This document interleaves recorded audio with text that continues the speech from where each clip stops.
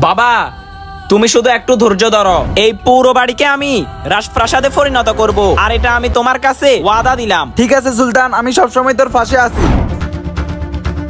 হ্যাঁ আরে তুই শাহজাহান ভাই ছেলে না? বাবা তোরা তো বড় সাহস কেমনে তুই আমার ছেলেকে এভাবে ফেলে দিছাস? তোমার ছেলেকে বুঝাও, একটু আগে আমার টাকা চুরি করবার সময় ধরে ফেলছি। কি মাফ করে দাও আমার ছেলেকে। আচ্ছা ঠিক আছে আমি যাইতেছি, দে মানি ব্যাগ।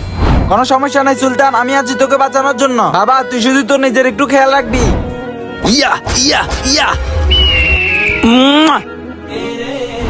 বাবা আপনার ছেলে খুন করছে, তাকে ধরার জন্য এখন পুলিশ আসতেছে। কি হয়েছে বাবা? বাবা তুই একটু আগে যে কাজটা করছিস তোকে ধরার জন্য পুলিশ আসতেছে।